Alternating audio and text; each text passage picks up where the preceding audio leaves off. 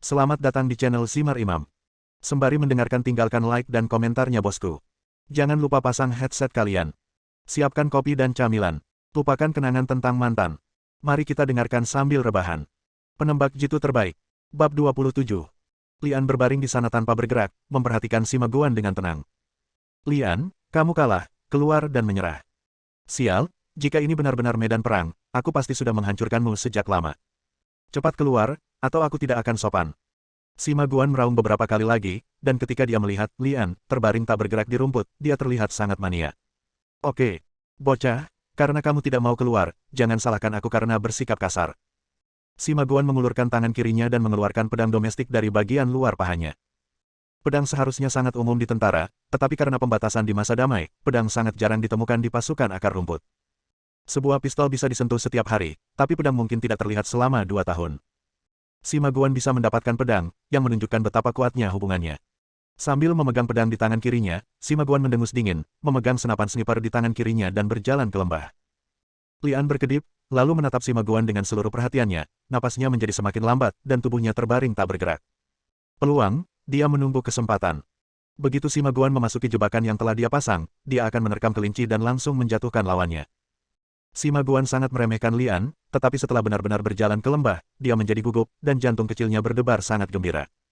Detak jantung yang cepat mencerminkan kualitas psikologis Sima Guan yang buruk. Ini hanyalah sebuah tantangan. Jika ini adalah medan perang sungguhan, reaksi Sima Guan akan lebih berlebihan. Jarak antara kedua sisi semakin dekat, dan Sima Guan berhenti 20 meter di depan Lian. Pah, ada 2 ledakan kosong dari senapan sniper. Sima Guan berteriak dengan bangga, oke. Lian, kamu sudah mati. Lian, terbaring diam tak bergerak, yang membuat Sima Guan semakin marah.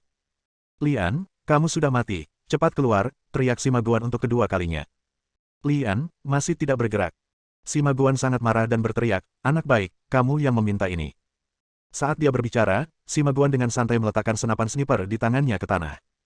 Sepertinya dia juga tahu kalau senapan sniper tanpa peluru tidak akan banyak membantunya. Menarik napas dalam-dalam, Sima Guan tiba-tiba menjadi galak, melambaikan pedang di tangannya dan bergegas menuju Lian. Lian, kamu tidak bisa menyalahkanku untuk ini, kamu yang menyebabkannya sendiri. Sima Guan terjun ke rerumputan, dan pedang di tangannya menusuk tubuh Lian. Dengan suara, gulu, batu itu terguling setengah akibat benturan Sima Guan dan terlihat dari bawah topi. Hampir di saat yang bersamaan, Sima Guan juga merasakan pisau di tangannya kosong. Perangkap. Sima Guan tiba-tiba menyadari hal ini, tapi sebelum dia bisa bereaksi lebih jauh, dia merasakan hembusan angin bertiup dari kepalanya, lalu dia merasakan sakit di kepalanya dan pingsan. Lian melompat turun dari pohon pinus dan membuat Sima Guan pingsan. Mengambil pedang dari tangan lawan, dan melihat lubang di bajunya, Lian mengulurkan tangan dan memukul kepala Sima Guan dengan keras. Brengsek, ini hanya sebuah tantangan, kamu terlalu kejam, kamu benar-benar menginginkan nyawaku. Sambil berkata begitu, Lian melepas semua perlengkapan di tubuh Sima Guan, melepas tali sepatunya dan mengikat tangannya ke belakang punggung. Mengenakan peralatan lengkap dan memegang senapan sniper, Lian tidak merasakan kegembiraan, tetapi lebih tenang.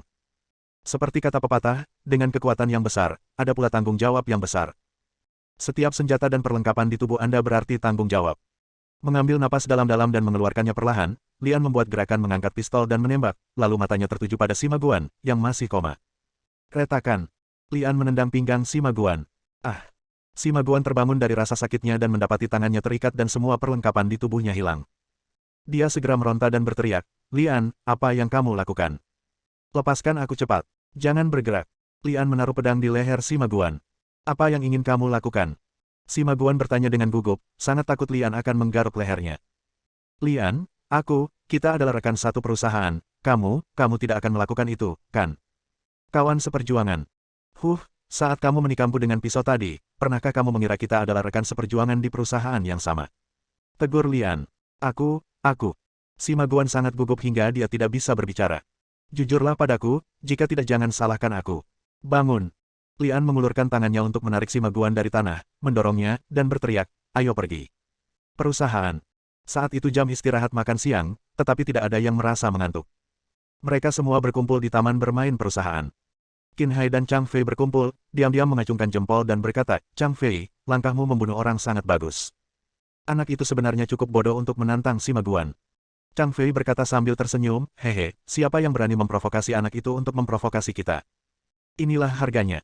Qin Hai memuji beberapa kata lagi, lalu melihat ke arah gunung belakang dan berkata dengan cemas, serius, bisakah Sima Guan menangani anak itu? Hampir sepanjang hari telah berlalu, dan inilah yang dikhawatirkan orang-orang. Bisakah Sima Guan, seorang veteran, benar-benar mengalahkan Ang Li? Hampir semua veteran berharap Sima Guan menang, karena Ang Li, seorang pria tangguh, berani menantang kemenangan atau kekalahan Sima Guan juga terkait dengan wajah semua veteran. Para rekrutan baru berharap Lian bisa menang, yang membuktikan bahwa rekrutan baru mereka tidak lebih buruk dari para veteran, tapi mungkin lebih baik lagi. Chang Fei juga melirik ke arah gunung belakang dan berkata dengan tenang, oke.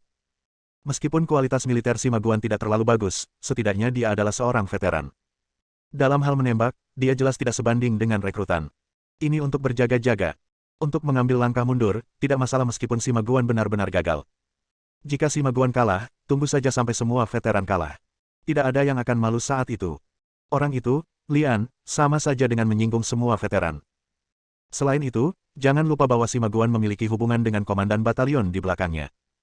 Jika Anda menyinggung komandan batalion, bisakah Anda mendapatkan hasil yang baik darinya? Tinggi. Qin Hai mengacungkan jempol lagi pada Chang Fei.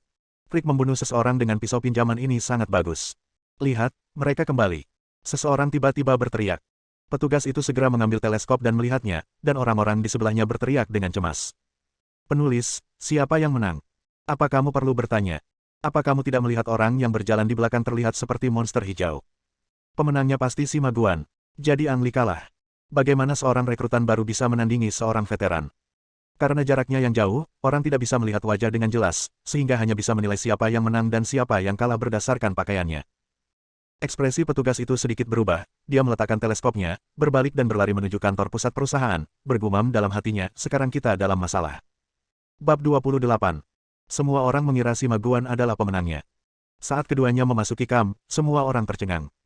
Memang benar monster hijau yang mengenakan setelan, menguntungkan, menang, tapi monster hijau itu bukanlah Sima Guan, melainkan Ang Li. Tangan Sima Guan diikat ke belakang, dan salah satu sepatunya terlepas di tengah jalan. Selain itu, setelah kalah dari rekrutan baru, kepala Sima Guan tertunduk ke dadanya, dan dia tidak punya wajah untuk melihat siapapun. Ya Tuhan, apakah aku terpesona? Ang Li menang. Bagaimana mungkin, rekrutan baru mengalahkan seorang veteran? Tidak ada yang mustahil. Fakta ada di depan kita. Ang Li menang. Setelah hening beberapa saat, orang-orang tiba-tiba meledak. Wajah Qin Hai dan Chang Fei menjadi semakin jelek. Situasi yang paling tidak mereka duga akhirnya terjadi. Tidak masalah, anak itu tidak akan pernah mendapatkan hasil yang baik di masa depan. Chang Fei menghibur dirinya sendiri. Pemimpin regu. Ketika Lian melihat Niwan Li mendekat, dia segera meletakkan senapan snipernya dan memberi hormat. Yah, kamu melakukan pekerjaan dengan baik. Puji Niwan Li, dan kemudian berkata kepada Sima Guan yang sedih, sekarang kamu telah kalah, kamu harus melepaskan posisimu sebagai penembak jitu, kan? Sima Guan menatap Niwan Li dan membuka mulutnya, tapi tidak ada sepatah kata pun yang keluar. Menurut perjanjian, peralatan ini juga harus menjadi milik Lian. Lanjut Niwan Li. Ketika Sima Guan mendengar ini, dia menjadi cemas dan berteriak dengan cepat, itu tidak mungkin terjadi. Pemimpin pasukan Ni, saya tidak harus melepaskan senapan penembak jitu dan posisi penembak jitu, tetapi saya tidak bisa memberinya peralatan lainnya. Saya meminjam semuanya. Apa, kamu tidak ingin berkata apa-apa? Niwan Li mengulurkan tangan dan meraih keras Sima Guan dan mengangkatnya. Sima Guan menendang kakinya dan berteriak, pemimpin regu Ni, tolong lepaskan aku. Hal-hal itu benar-benar di luar kendaliku.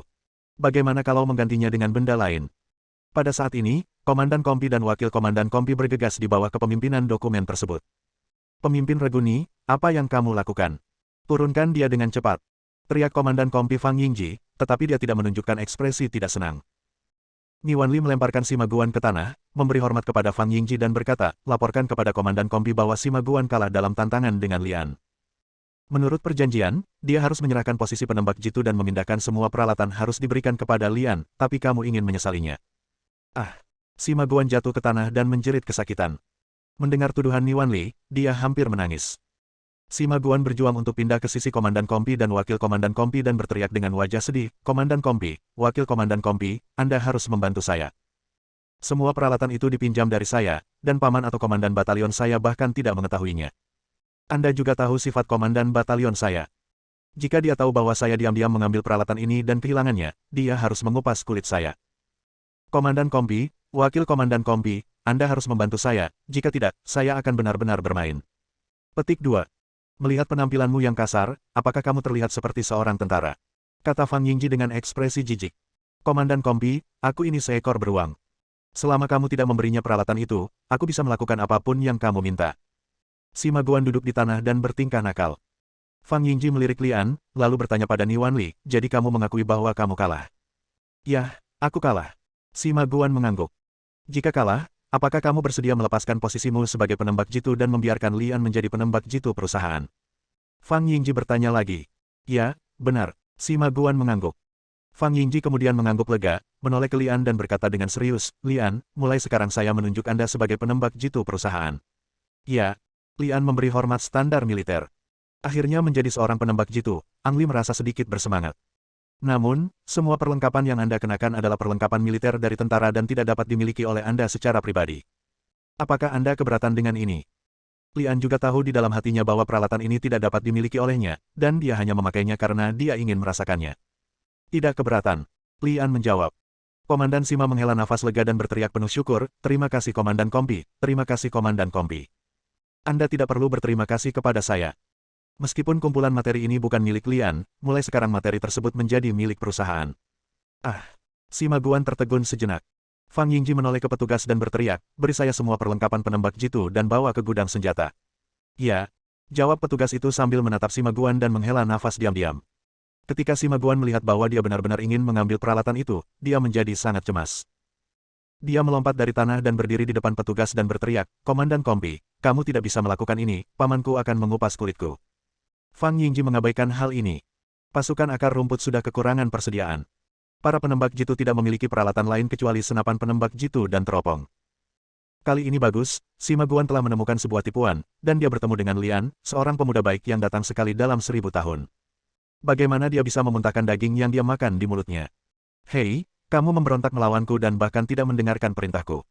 Teriak Fang Yingji, berbalik dan berteriak, pemimpin regu ketiga, bawa prajuritmu ke sini.